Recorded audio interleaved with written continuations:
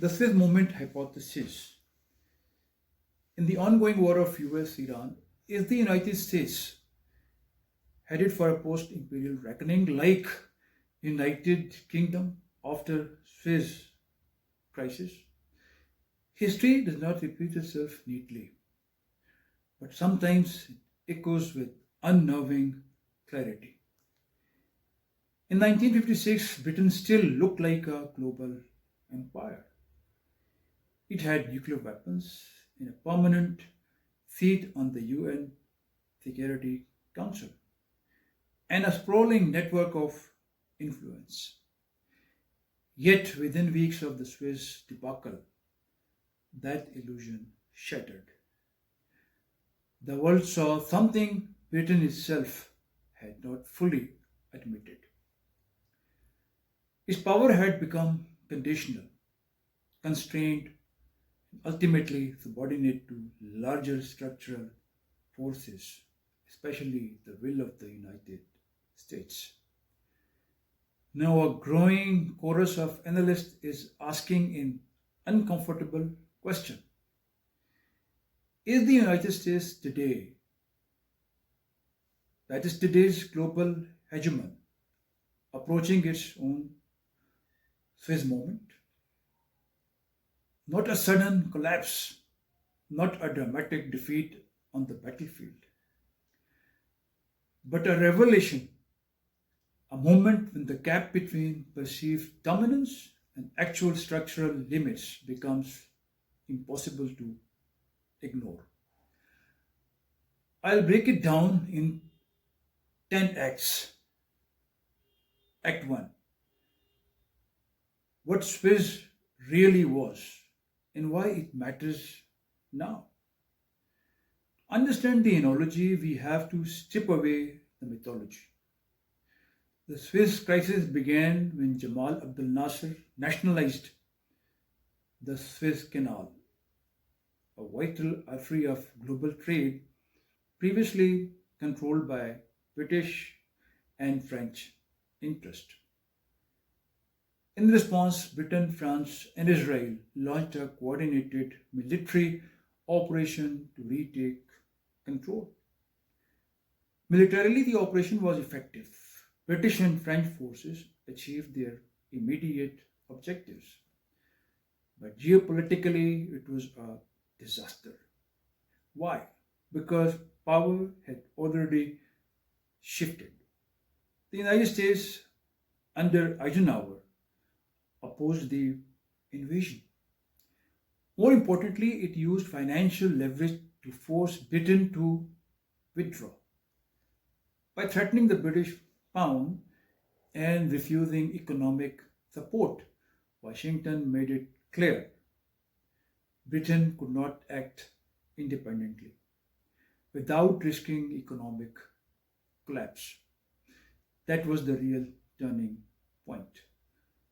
Not defeat on the battlefield, but dependence exposed. Act 2. The illusion of unipolarity after the Cold War ended. The United States entered what many called the unipolar moment. It was the undisputed global superpower, militarily, unmatched, economically, dominant, culturally influential. But here is the uncomfortable truth. That moment may have been shorter and more fragile than it appeared. The wars in Iraq and Afghanistan already hinted at limits. Tactical victories did not translate into strategic success. Trillions of dollars were spent, yet political outcomes remained unstable, contested, and in many ways unfavorable. Still, those conflicts did not fundamentally shake the system.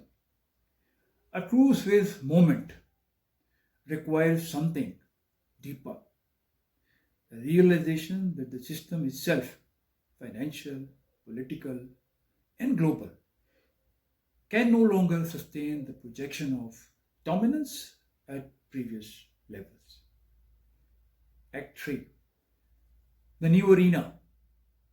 Endurance, not victory. If the war with Iran gets prolonged, the nature of conflict would look very different from past wars. This would not be about decisive invasions or regime change. It would be about attrition across multiple domains. Which are those domains? Economic pressure, supply chain disruption, cyber warfare, proxy conflicts, information and narrative control. And here is where the Suez analogy becomes provocative. Because the question is no longer, can the United States win militarily? The answer to that in many contexts is still yes. The real question is, can it sustain the cost, financial, political, and psychological, long enough to impose its will? Act 4. The dollar, which is America's hidden battleship. Britain's vulnerability in 1956 wasn't its army, it was its currency. Today, the United States enjoys what is often called an exorbitant privilege: the dominance of the US dollar as the world's reserve currency. This allows Washington to run large deficits, impose global sanctions, influence international financial systems. But this dominance is not immutable. Rising powers, especially China, have been quietly working to create alternatives. Bilateral trade in non dollar currencies, financial systems outside US control, strategic resource agreements bypassing traditional channels. Even countries like Iran, under heavy sanctions, have adapted by building parallel networks. If a prolonged geopolitical conflict accelerates this trend, the implications could be profound. A Swiss-like moment for the United States would not necessarily involve tanks or missiles. It could look like this. Instead, a gradual erosion of dollar dominance towards Iran is working now. Reduced effectiveness of sanctions, increasing difficulty financing long-term conflict. In other words, the financial foundation of power begins to crack. Act 4. Political fragility versus strategic patience. One of the most overlooked dimensions of modern conflict is time horizon. The United States operate on short political cycles. Elections, media narratives, public opinion create constant pressure to deliver visible results. Iran or China often operate differently, can absorb short term pain in pursuit of long term goals. This asymmetry matters enormously in prolonged conflicts. The United States must maintain what? Domestic consensus, congressional support, alliance cohesion, which presently it is not doing, all while managing economic cost and public fatigue. Iran needs only one thing: outlast the pressure. This does not mean Iran is stronger. It means it is structured differently.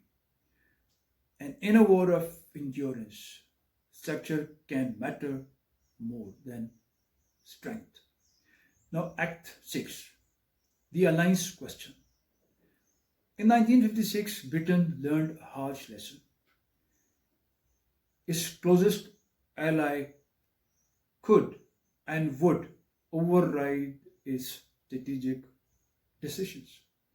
Today, the US sits at the center of a vast alliance network, NATO, regional partners in Asia, security relationships across the Middle East.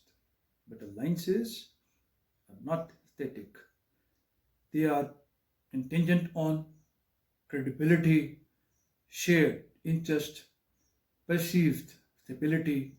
If this war begins to strain US resources or produce ambiguous outcomes, allies may start hedging.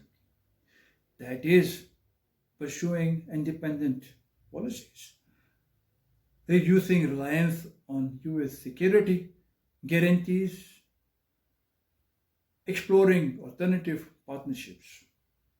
This is how influence erodes. Not suddenly, but incrementally. A Suez like moment for the United States could involve not just Iran resisting, but allies recalibrating. Act 7, narrative warfare, which is the invisible battlefield. In 1956, global opinion mattered, but it was slower, less connected, less immediate. Today, narrative is instantaneous and weaponized. Every military action, economic sanction, or political decision is interpreted, reframed, and contested in real time. In a prolonged conflict with Iran, the United States would face competing narratives from rivals, skepticism from neutral states, polarization within its own population.